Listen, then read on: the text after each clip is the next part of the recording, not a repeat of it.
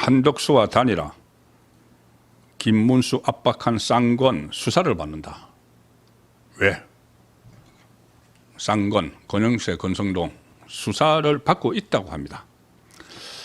일단 그 말씀을 본격적으로 전해드리기 전에 제가 모두에서 잠깐 말씀드렸던 이 지지율 조사, 지지율 조사가 제가 설명드린 대로 갤럽이나 이렇게 NBS 전국 지표조사처럼 전화 면접원 조사에서는 차이가 많이 나죠.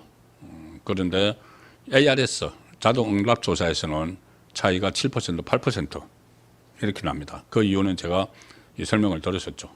이 ARS 지금 단계에서 ARS에 응답하는 사람은 이 정치에 굉장히 관심이 높다. 그리고 지지 후보가 확실하다. 그래서 이 지루하게 진행되는 ARS 전화를 끝까지 들고 있다가 응답을 다 마치죠. 그리고 그 사람들은 이 투표장에 100% 나간다. 전화 면접원으로 조사할 때는 정치에 관심이 없어도 사람하고 통화하니까는 차마 끊지 못하고 계속 이제 진행을 하니까 그것은 이제 지지 후보가 뚜렷하지 않다. 어쨌든 그런 차이가 있는데 지금 ARS 조사에서 거리가 좁혀졌죠. 그런데 오늘 발표된 ARS 조사에서는 아예 오차 범위 안에 들어갔다는 조사도 하나 나왔습니다. 그런데 이것이 좀 의미가 있는 것이 TV 토론이 있었죠. 지난 일요일에 있었는데 18일 날 TV 토론이 있었는데 지금 오늘 발표된 다른 조사들은 TV 토론 전에 조사를 한 겁니다. TV 토론 전에 조사를 했는데 TV 토론이 끝나고 나서 제가 TV 토론에서 김문수 후보가 좀 어떤 파이팅이 없었다고는 말씀드렸지만 그래도 정책 부분 같은 데서는 조목조목해서 잘 설명을 해 나갔죠. 그런데 어쨌든 TV 토론이 끝나고 나서 처음 실시된 조사에서 오차범위 안에까지 들어갔다는 조사도 하나 나왔기에 소개를 드립니다. 이 에버리 리서치가 에버리 뉴스 그리고 미디어 로컬은 한국 지역 언론인 클럽입니다.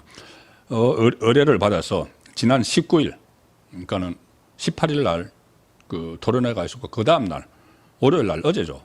어제 1,000명을 대상으로 실시해서 오늘 발표한 조사에 따르면은 지지율에서 김문수 후보가 41.6%를 기록하면서 처음으로 40% 벽을 처음 넘었다. 그리고 이재명은 46.0%니까 그 차이가 4.4% 포인트. 그러면 이게 오차 범위가 플러스 마이너스 3.1% 포인트니까 그 안에 들어갔다.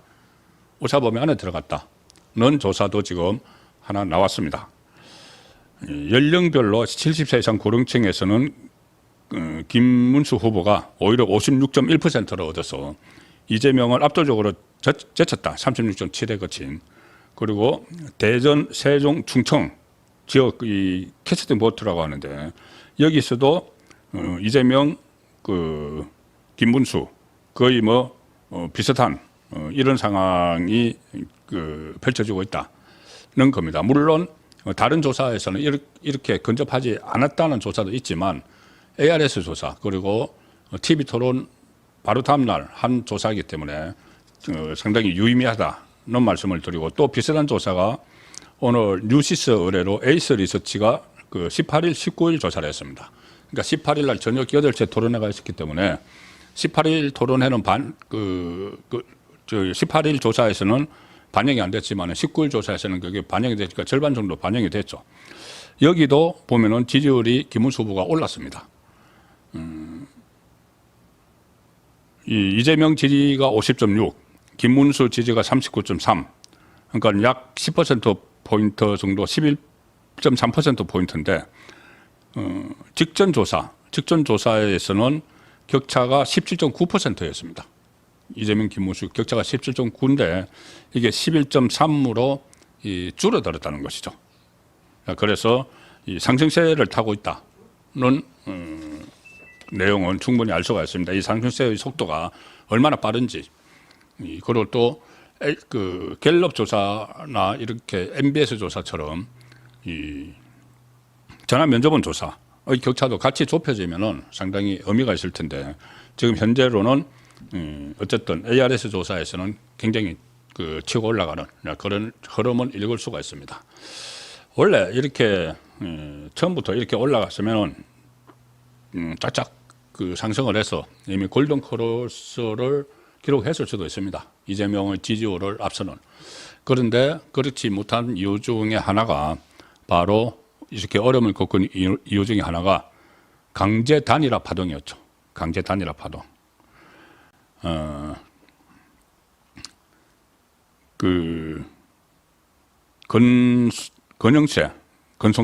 건영세 전 비대위원장, 권성동 현 원내대표, 권영세는 물러갔고 권성동은 그 자리에 있습니다. 이 국민의힘 지도부가 지난 10일에 그 경선에서 선출된 김문수 후보 선출을 취소를 하고 한덕수 전 총리를 입당시켜서 당의 대선 후보 경선 후보로 등록을 했죠.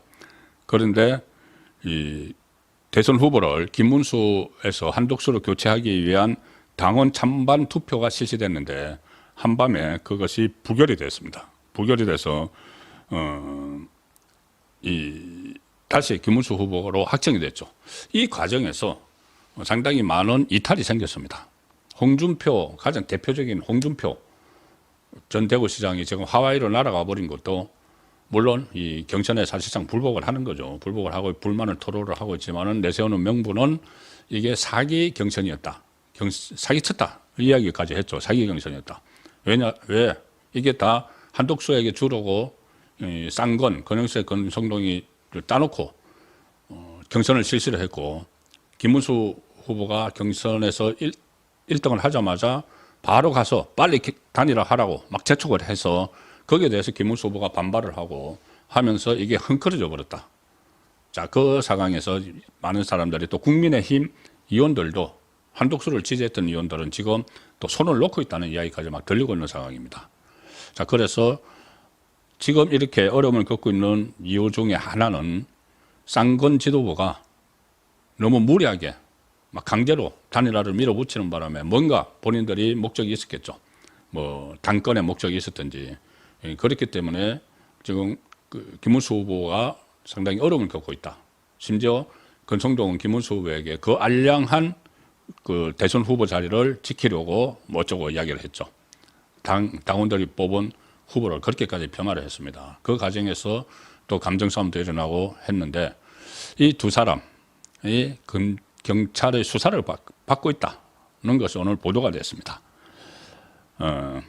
영등포 경찰서가 이 두 사람을 어떤 혐의냐면 강요 미수, 이 후보 단일화를 막 강요한 강요 미수, 업무 방해 혐의로 입건해서 수사 중이다. 김문수 후보에게 국민의힘 대선 후보로 선출됐는데 한덕수 전 총리와의 단일화를 종용한 혐의다. 그리고 또 김문수 후보가 그때 사무총장으로 장동혁 그 의원을 내정을 했죠. 그런데 이 두 사람이 취임을 하면은 그 장동혁이 사무총장으로 취임하면은 향후 공천 등에서 불이익을 주겠다는 취지로 해악을 암시해서 장동혁 의원이 사무총장을 거절하게 한 혐의도 있다. 그때 이양수 유임시키기 위해서. 물론 이런 것은 다 이제 고발장 내용입니다. 고발을 했기 때문에 이 수사를 하는 것이죠. 그런데 뭐 어느 정도 혐의점이 있기 때문에 입건을 한 상태에서 이 수사를 하고 있다는 겁니다. 자, 가장 여기서 이 홍준표 전 시장이 목리를 부리는 명분을 준 것이 이 두 사람이라고 볼 수 있죠.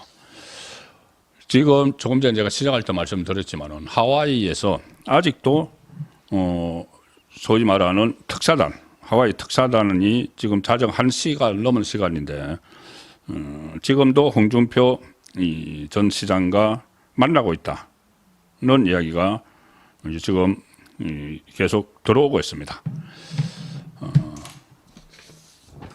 국민의힘 특사단이 지금 귀국을 미루고 홍준표를 최종 설득을 하고 있다. 지금 선대위에 좀 합류를 하자 이렇게 설득 중이고 당초에 이 특사단이 뭐 유상범 의원과 뭐 김대석 의원 이렇게 이런 네 사람이 갔죠. 특사단이 오늘 귀국을 할 예정이었는데 귀국하지 않고 지금도 같이 만나서 막판 설득전에 나서고 있다. 하와이 시간으로 지금 1시간 넘어가는 시간이죠. 이 특사단 중에 한 명이 채널A 채널 A에 지금 만찬을 하면서 하와이에서 만찬을 하면서 그 취재에 응했는데 많은 얘기를 나누고 있어서 자리가 길어질 것 같은 상황이다. 그리고 홍준표 전 시장이 향후 이준석과의 단일화 국면 등에서 큰 역할을 할 수 있다는 당위성을 이제 특사단이 지금 설득을 하고 있다. 홍준표와 이준석은 가까운 사이죠. 그래서 홍준표가 귀국해서 이렇게 역할을 하면은 이 단일화도 좀 성사될 수 있다. 이런 이야기를 하고 있다는 겁니다. 그리고 특사단은 어제 만찬에서는 홍준표 전 시장이 원하는 모든 것을 수용할 테니까 도와달라. 이런 김문수 후보의 메시지도 전달을 했다. 그래서 뭐 지금 이재명과 무슨 뭐 미락을 맺어서 처음에 이재명을 선대위로 가려다가 가지 않고 그다음에 이재명이 만에 하나 집권하면은 뭐 국무총리를 한다 그런 이야기가 있었는데 일단 그것은 아니다. 뭐 그런 상황이 있었든지 없었든지 그것은 잘 모르겠지만은 일단 그것과는 지금은 선을 긋는 모습입니다. 김대수익 의원이 전한 바에 따르면은 홍준표 시장 입장에서는 보수 대통합이 이루어져야 한다는 입장이고 김문수 후보를 적극 지지하겠다고 했다.